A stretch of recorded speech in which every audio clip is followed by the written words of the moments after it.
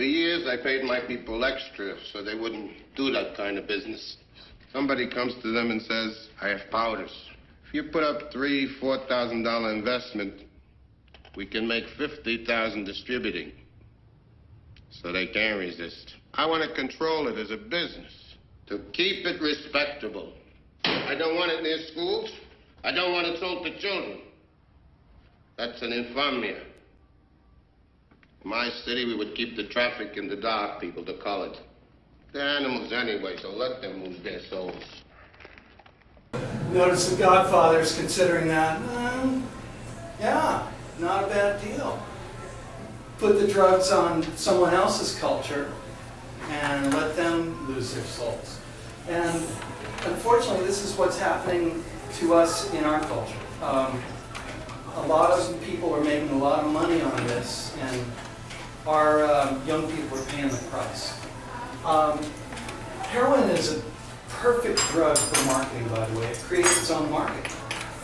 You try it once, and you want to try it again, and you try it again, and then you have to keep buying. This is why. This is what heroin withdrawal looks like. All right, go ahead and step in here for real quick. I had a great life. I had a great job, great family. I was engaged when I wasn't using. And then these past 2.5, 3 years just been the worst. I've lost everything. Everything in life. Those are the new ones. It's pretty bad addiction. I don't even get high anymore. I just do it so I can feel normal. I'm starting to get withdrawals, and it's starting to take effect now since I haven't used in almost 12 hours. You start getting cold, cold, hot, cold, hot. Start sneezing a lot, nose starts running, vomiting. You can't get comfortable. Imagine being physically sick with the flu, just where you don't want to move. Your bones ache, your body aches, your stomach hurts. You just feel like throwing up. You just drained of everything physically. And that's what I'm gonna start going through.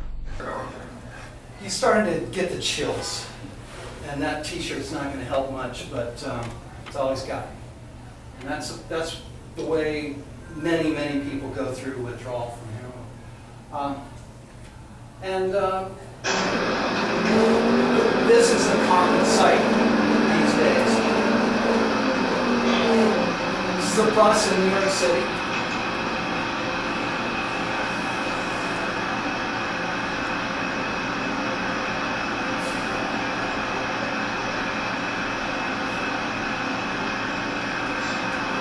As far as I know, he did survive.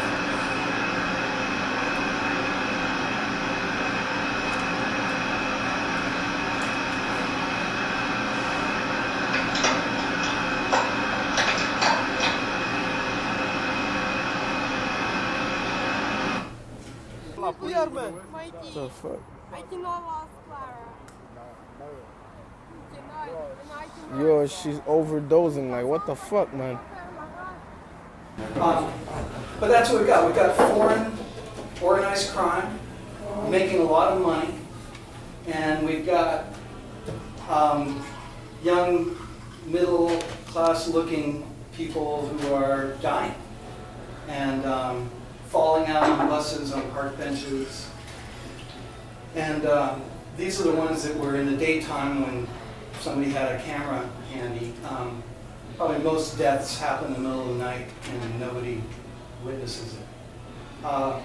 When I was an emergency room physician, I would hear the tires screech when the car would come to a stop and screech again when they take off. And I knew that they had dumped off a heroin addict on the sidewalk. And the reason I can remember this is because that would wake me up if I had a chance to sleep in the middle of the night. It was always in the middle of the night. And they'd come in, they'd be as blue as your blue jeans, and we'd give them Narcan in an IV, and if they woke up right away. And if they didn't, they never would. So, Sorry, is it cardiac arrest or respiratory arrest? It's great question. It's respiratory. So the brain stem, which drives your respirations, just becomes unable to function. It's so heavily sedated that you stop breathing. And just your oxygen levels drop, your carbon dioxide goes up, you turn blue, and then your heart stops. Usually takes about 3 or 4 minutes for your heart to stop. So that's why we can save their lives with Narcan. All the time I was standing there waiting for a nurse to get an IV line, or me trying to stick the needle directly into the heart to get the Narcan in. I never once considered just spraying it into their nose. And, but we can do that, and we can actually get the Narcan to them faster that way. A needle in the heart is the fastest, but most people don't feel comfortable doing that. But with a nasal spray, anyone can do it. And I'll show you that at toward the end of the slides. I think this sounds like a morbid question, but it's something that I have not thought of before. Is the person, as their respiration is falling and they ultimately, their heart stops, are they aware, or are they?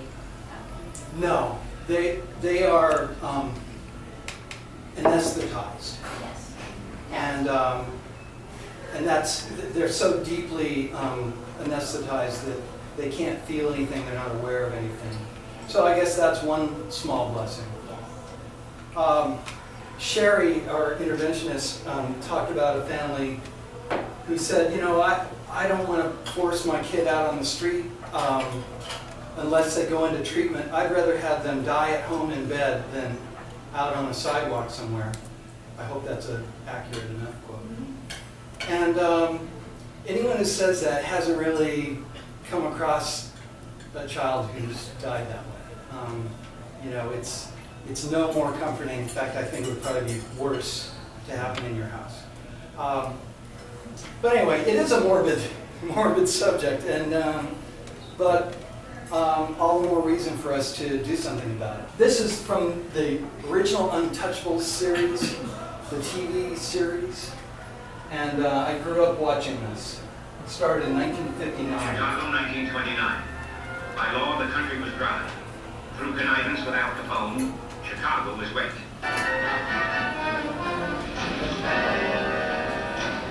Elliot Ness knows what to do.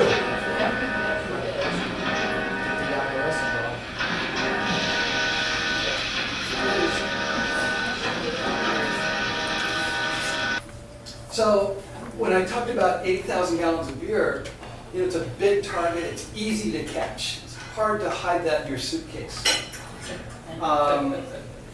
And this is our modern equivalent. This is 105 tons of illegal drugs. The Mexican military raided a group of homes in a poor suburb in the border city of Tijuana on Monday. They seized 105 tons of marijuana with a street value of at least $340 million US. More than $41 million worth of drugs now off our streets, and 54 people are now sitting behind bars. That's what $41 million worth of heroin. That's how much space it takes up. You literally put that in a large suitcase. Well, actually, a medium suitcase, 41 pounds. Southwest Airlines will charge you $25 to put that on the plane every day. So much easier to import heroin and make a lot more money off heroin than off marijuana.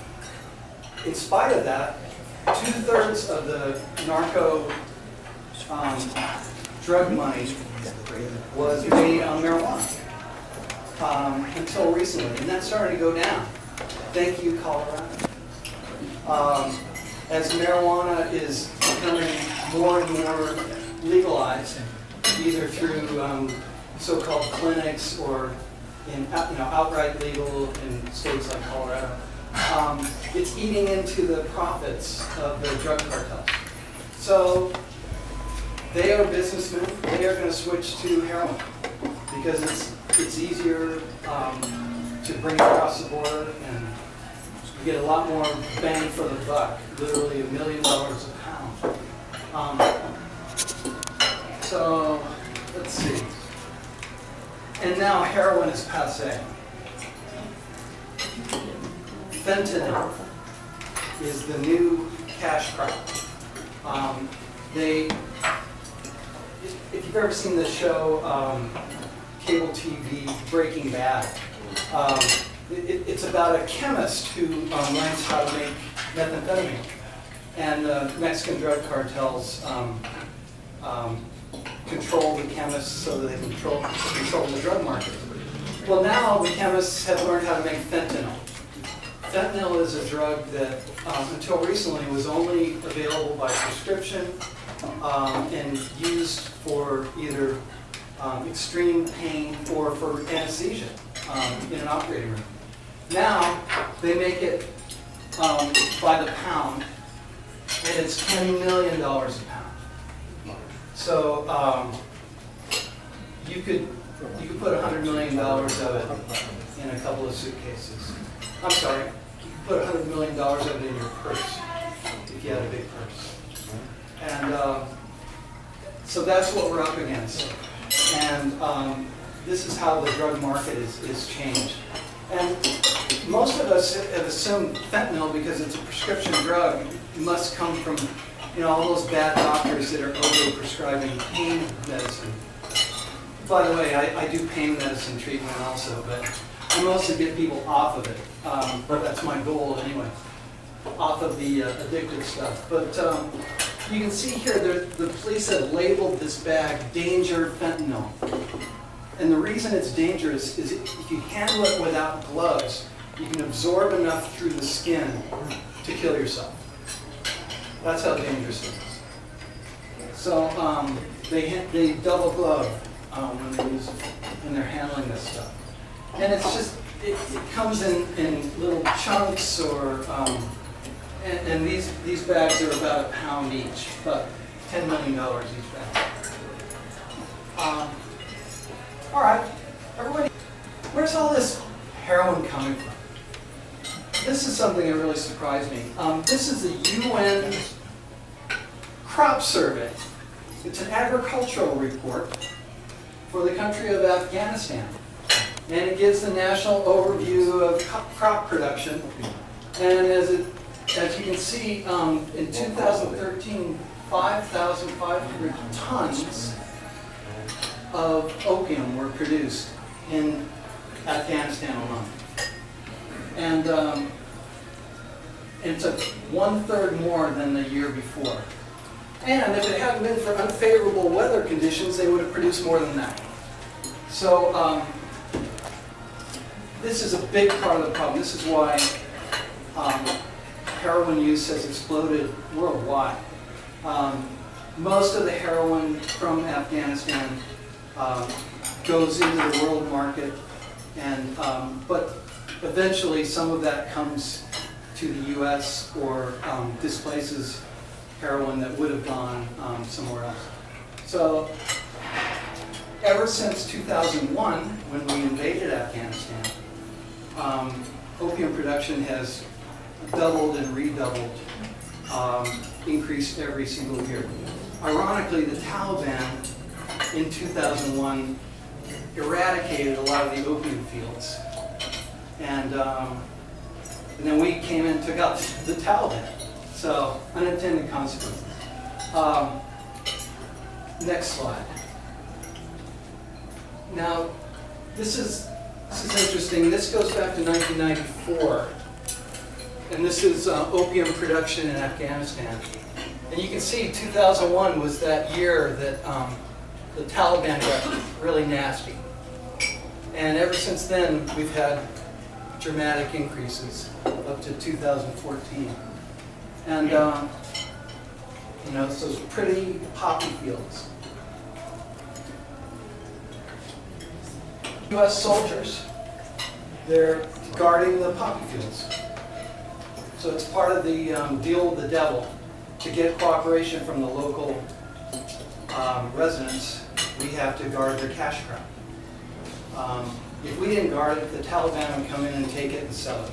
So it's deal with the devil. This is a This is what dried opium poppies look like. There's a huge pile of it. They're standing on top of it. Next. This is a world map of the opium distribution routes. A lot of it goes into Pakistan where they make it into heroin. Iran also has a lot of chemical factories that make heroin. Goes through Turkey and into the NATO countries. Goes all over, and a good part of it comes to the US. And it's a fungible commodity, which means it's freely bought and sold, traded. So if you produce a ton anywhere, it raises the amount everywhere. These are my people, by the way, pain medicine specialists. In 1990, a Scientific American article came out saying there's no reason for anyone to feel pain. If you're feeling pain, it's a needless tragedy. And this article really started to change a lot of thinking. And pain treatment doctors decided, you know, we've been forcing our patients to suffer, and there's really no reason for them to suffer. We just need to keep increasing the dose. As long as it doesn't kill them, it improves their quality of life. The guy who wrote this article was an expert on pharmacology and on pain treatment, had no background at all in addiction. And if you can, I don't know if you can read this, I'll read it. Yet the fact is that when patients take morphine to combat pain, it is rare to see addiction, which is characterized by psychological craving for a substance, and when the substance is suddenly removed, by the development of withdrawal symptoms. And it's well-meaning, but it's wrong. And it is, in fact, if you're in a lot of pain, you can tolerate a lot of opiates. And it doesn't make you sedated because you're in such pain, you're incredibly alert. But you do go through withdrawal when the drug is withdrawn. And they always assume, well, they're in withdrawal because they still have a lot of pain and they still need a lot of drug. No, they're actually in withdrawal because they're hooked on the opiate. And yes, part of the symptoms of opiate withdrawal is increased pain. And but it's an example of where very smart people can get it wrong because it's not their field. Yes? Does that make a difference between someone who is near death and needs, and in a lot of pain? Absolutely, and for end-stage cancer. Right. You don't have to worry about addiction. You should be so lucky as to live long enough to get addicted, right? So there's no reason to worry about that. But what if you have horrible back pain and you're going to live for 30 years? You're going to get more and more and more addicted every one of those 30 years. And you will finally reach the point where either it kills you from too much of the drug, or it just doesn't work at all. And I'm not going to go into it in this talk, but chronic high-dose opiates will actually cause pain because it disrupts the normal pain receptors. It makes them overly sensitive. And there's a term called allodynia, where even light touch is felt as horrible pain. And that's what happens. And there's no mountain of opium that can block that once you get to that stage. So if it's on Time magazine, it must be a timely topic, right? So this is their painkiller issue. And was a cover story, and that graphic, the pill on the hook there is very powerful. I think there's more on that slide. Yeah. It concentrates on the addiction and the lack of science that exists. And there's no scientific certainty over when and whether it's safe to use opiates to treat long-term pain. This is something that pain doctors, well, this is our standard. If our patient is in pain and we gave them more pain medicine, and they increase their level of activity as opposed to being overdosed and out of it, then that was a go sign. Keep giving them more, because that's a good thing. If they start to become overly sedated, then you need to cut back. The problem is, you build up a tolerance, you always will need more eventually. And so that's the problem. And there wasn't a field of addiction medicine that had sophisticated research at that time. There is now. But there was no strong scientific evidence for addiction specialists to say, wait a minute, this is crazy. I thought it was crazy, but I wasn't smart enough to prove that it was crazy. And I had to go into pain medicine and get board certified in it before anyone would listen to me about this. So, the worst prescription painkiller problem, you can see how regional this is. The Deep South, and it's interesting, Florida doesn't show up here. So this is 2012. 2013, Florida just blew up and turned dark purple. But I hadn't noticed that about this slide before. Florida is one of the worst prescription pain problems in the country until last year, and their Attorney General and the DEA cracked down in Florida. But all the rest of the Deep South and the Northeast, and now today's map would show the Northeast deep purple, Maine, Vermont. You know, you don't think of Vermont as a nest of drug abuse, you know? But it is. And this is the thinking, that because we started prescribing a lot more pain relievers, pain medications, pain meds are in the black here. And so these are heroin addicts talking about what their gateway drug was. And you can see alcohol is, you know, way out ahead, and then marijuana, and then cocaine, and then last of all, prescription pain meds. Does that make sense? So as we move up in the years, cocaine had a big bump there. Unfortunate choice of words. But then 2008 to 2010, we see prescription pain meds taking off. And now prescription pain meds are the gateway drug for heroin addicts. And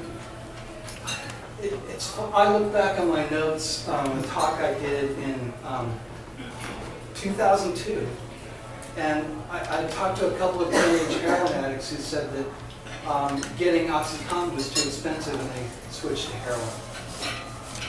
And so I reported that this was going to happen. Well, it didn't for a long time, so I felt foolish. But now it has, and I think in large part because heroin is cheaper now, but it was always easier to get than prescription pain meds. The problem is, if your grandma has OxyContin in the medicine cabinet, it's very, very easy to go in and steal it. And by the way, if you have your house up for sale, don't keep your pain meds in the medicine cabinet. People go to open house for sale houses just to steal your prescriptions. You can put Thorazine in there and fool them, I guess. Mark, is there a correlation with the aging population? Do seniors tend to have more pain? Yeah, I know I do. I don't know you. Yes, as baby boomers are living longer, we're expecting to be still involved in rock and roll. And yet, you know, performers like Prince, from jumping off high speaker towers, they start to get pain after a while. And they start to use pain meds, legitimately. And unfortunately, though, it's a very addictive substance. And so as we get older, there are more and more pain meds out there.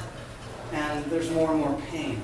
The problem is that endlessly increasing the dose of pain meds, it's not good science, it's not good medicine. Okay, this is a CDC emergency report that, where they reported that death from opiate drug overdoses have hit an all-time record in the U.S., rising 40% in 1 year, and that was in 2014. And I'll show you the local stats also, but the thinking was that it might not be heroin, it might be this illicitly manufactured fentanyl. And the scientific term, if you want to impress your friends, is acetyl fentanyl. That's the illicit kind. But it works the same way as pharmaceutical fentanyl. And the problem was there was no way to test for it. The coroners didn't do tests for fentanyl routinely. So the CDC was asking coroners to start testing for fentanyl. And it's a logical progression from beer to booze. I left out the part. Al Capone stopped sending beer over from Canada because it was just too heavy. So we started focusing on 151 rum, you know, the highest percentage of alcohol. Okay. So this is a map of fentanyl reports 2014. And you can see fentanyl is really hitting the Northeast, Massachusetts, New Hampshire, Vermont soon to follow, Florida, and Ohio, Kentucky. And the source of this is from Mexico. And it's not from prescriptions written by doctors in the U.S. because it's just too much trouble to get that fentanyl. If you can get a pound of it and make $10 million on that, why would you mess around getting a prescription? We're starting to confiscate fentanyl more and more, and this is when they realized, hey, this isn't just heroin. Heroin addicts are usually pretty good at knowing how much to use. You know, Philip Seymour Hoffman, pretty sophisticated guy. My guess is he didn't accidentally overdose on heroin. He got some fentanyl in there. And this is what happened, probably happened to Robin Williams, same thing. And the problem is the guys that are mixing up the fentanyl didn't go to pharmacy school. Do you believe that? And they're not good at math. So if they make a decimal point error, people die. Yeah? So is it possible that people are manufacturing heroin and putting fentanyl in it for marketability? Yes. Because it's just cheaper to sell on the street. Well, typically heroin gets, the term is stepped on. And when you say stepped on, it means you dilute it with cornstarch or something. And so you buy an ounce of heroin and you mix it with 3 ounces of cornstarch, and you get 4 times as much. But then people won't buy your product if it doesn't work. So then you add some fentanyl to it. And the fentanyl is pretty easy to cross the border with. And the problem is it's so potent that they make a mistake and people die. So, did that answer your question? So, yeah, but I'm skeptical that it's a mistake because I used to work in harm reduction in New York, and I knew that whenever new product would come out on the street, there would be deaths immediately, and it was mostly because they were, back then, this was in the 90s, they were marketing pure heroin, so I'm wondering if they were doing that on purpose to attract a crowd, because people will go and buy the drugs if they know it's got that level of potency. Oh yeah. If junkies hear that a couple people have died, they want some of that. But typically, the person selling it will dilute it a little bit more, and because it's bad for business if your customers keep dying. But yeah, I think you got it. That people are always looking for the good stuff, and they feel horribly cheated if they pay their money and they don't get high. So New York Times, epidemic of drug overdose deaths, and it's the same story. They saying it's driven by prescription painkillers and heroin. So in that order, first prescription painkillers, and then switch to heroin, and then the next part of this slide. They talk about Appalachia and the Southwest, and then I think there's one more part. So here's the number, 47,000 deaths in 2014. More deaths than by motor vehicle accidents. So that's our reality now. And this is 2014. It's gotten worse since then. 2015 was worse. I guarantee you 2016 is getting worse. And similar to the HIV epidemic, that emergency CDC announcement, very similar to the emergency announcements about this unknown, they assumed it was a virus. We didn't even know. I was treating heroin addicts at the time, and I was scared to death that they were going to be dying of AIDS. And I didn't see a case. All I knew to do would be to check for their immune function. And by that time, it's way too late. But that was in the early 80s. But this is what we have now. Come on, baby. Yeah, she's trying to. Sorry. You're doing CPR. She needs Narcan. She's in the park. Who was she with? I don't know.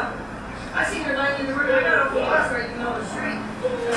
That ain't the fucking ambulance. That's the police. Well, he might have some stuff. He might have it. Might have Narcan. You got Narcan? Yeah. Yeah, he got Narcan. That's what I said. He'll have it. All cops are supposed to have it. Walking? Oh, okay. I have one pulse on you. What's going on?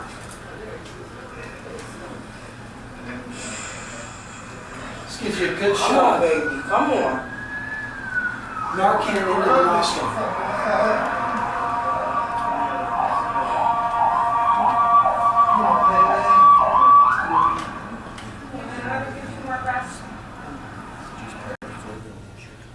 When they took her away, it wasn't clear to me that she was alive, so they might have been too late. The bystanders were saying she was really blue, and when they started doing CPR, she pinked up a little bit. But, I've watched the whole thing. It goes on for another 10 minutes, and I never saw her wake up. So when the whole Narcan nasal spray idea came out, and again, I feel pretty bad that I didn't think of it. A lot of parents said, okay, great, give me the nasal spray Narcan. I won't have to lose my kid to overdose death like my neighbor's kid.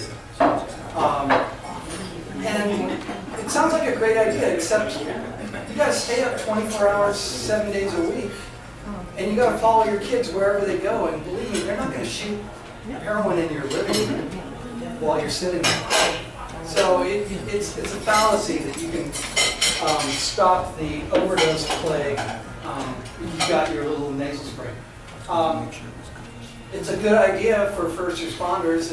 It couldn't hurt if you had it at home, but the chances of you being able to use it are slim to none.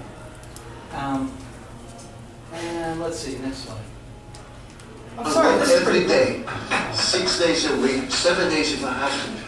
For 8 years, Christos Sorvelis, who built his own painting business, I built the oven for pizza and barbecue. has also been toiling away on his family's dream house in the suburbs of Philadelphia. I was so upset, thinking somebody's going to come over and take my house for nothing. That makes me crazy. Without warning, Sorvelis says Philadelphia police and prosecutors seized his house. I was going nuts. So what do you mean? He and his wife Markella have never been charged with a crime or even accused of any wrongdoing. It was horrible. Horrible. The nightmare began in March. Police showed up at the house. By the time I got to the door, they had already opened the door with his hands in it and had a gun to my dog's head. Police arrested their 22-year-old son Yanni on drug charges, $40 worth of heroin, and claimed he was selling drugs out of the home. I didn't know what he was doing. So he sold heroin to an undercover officer, and they came back and confiscated their house. This is the other thing that parents need to know about. If your kid's using heroin at home, they may be doing a friend a favor in selling it, and you could lose your house. So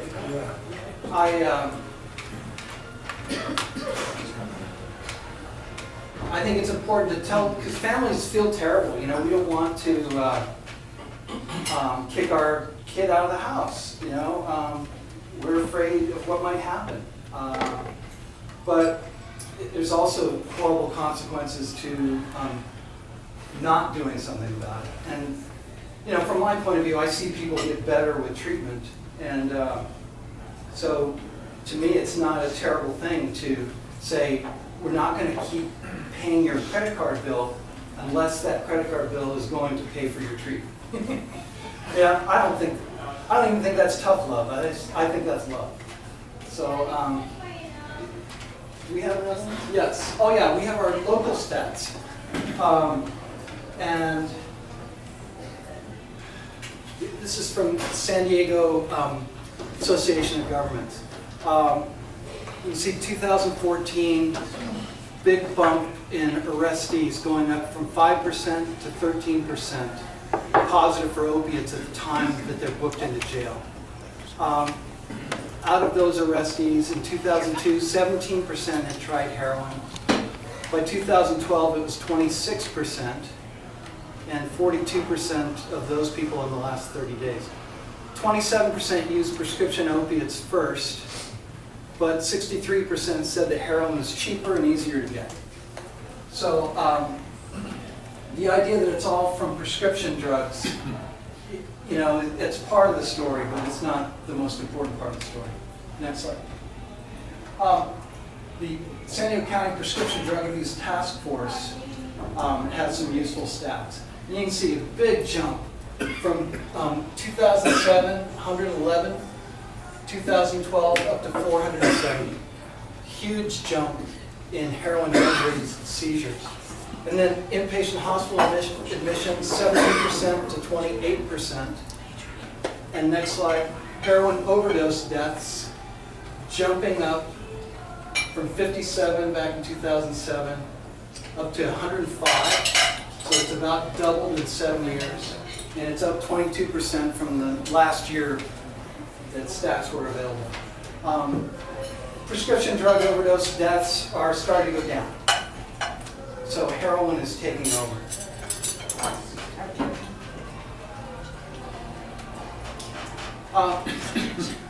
Tom Lennox, if you've met him, he's really good guy, DEA supervising agent. And he describes this, that heroin's cheaper and easier to obtain. And, the San Diego County Coroner's report picks up on that most of these deaths, or a lot of these deaths, are from fentanyl and not just heroin. And I'm very interested in your questions, comments. Yes? So, at the public defense, people getting into medicine cabinets, and I've been wondering all that time, what is the check in the system for the overprescribing or the misprescribing? And I can just add to that, I mean, personally, even minor injuries, I have doctors often Vicodin I probably don't need, and a number that I don't need even if I need the first two, and I get 10 or 20. So what, is it just a doctor's own conscience? Is there anything that is out there? Yeah, well, we go to medical school because we want to help people. We want to relieve suffering. So it's a natural instinct. And you will see people who are suffering and they're afraid or ashamed to take pain pills. So sometimes we have to talk people into getting meds that they need. But as you said, I think the biggest problem with today's medicine is that your doctor usually doesn't know you. It used to be your primary care physician knew you. In my case, he delivered me. He took out my tonsils. He did everything. And nowadays, you're a stranger to them, and they're going to have 5 minutes because that's what the HMO is going to pay for. And they got to write you a script and get you out the door. And I think that's a big part of the problem. So it's with the best of intentions. I don't think these docs get a kickback from the drug companies. I don't, I know, but they want to relieve suffering.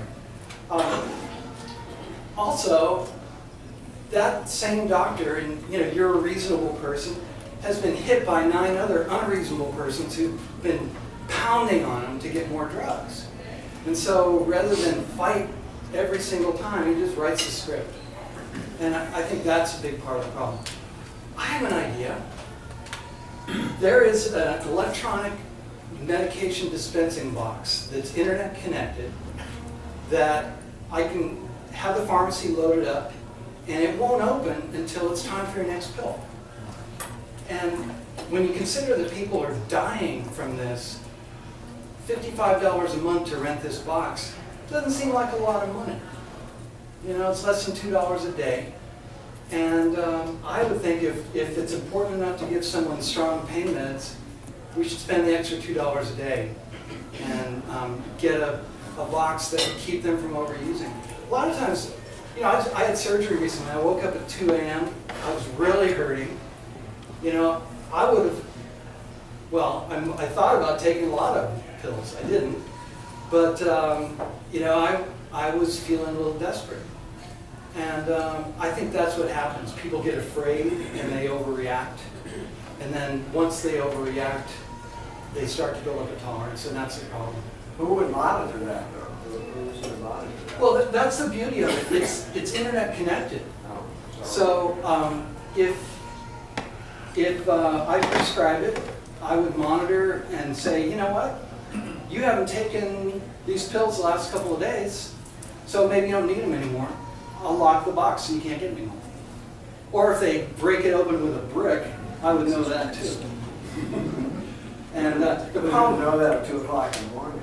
Well, yeah, that's true. The agent won't going to pay the docs to monitor the. I think. I mean, they have some nurse do that, I expect. Yeah, very possibly. You could have someone who sits there all night and monitors 1,000 of them, I guess, for very cheap. Why not? I'm a forensic animal. I tend to think the costs will be justified when people start getting sued. So if you get sued for not paying $2 a day for safety, then it's worth it. Otherwise, just, it's a cost of doing business if some people die. Yeah. Mark, I heard a neurologist speak a couple of weeks ago at my doctor's office. She does a lot of community medicine. And she said there's a recent study out that says doctors spend on average of 17 seconds listening before they jump to a conclusion. 17 seconds listening. So what's your patient? That long. It's incredible. Yeah, I was going to say, they're slow. What's wrong with them? They're telling you doctor needs to know. 17 seconds. Yeah, and that's intuitive. I think it's terrible. But on the other hand, I went into a field where we spend a lot of time listening, or we're supposed to. I've seen HMO psychiatry though, and I'm sick of it. And I think we either, there's a big move toward nurse practitioners and physician's assistants, and guess what? Patients like them better because they spend more time. Yeah, they spend more time listening. Yeah. I was estimating it's been at least 8 years, or maybe 9 or 10, since we saw the explosion among young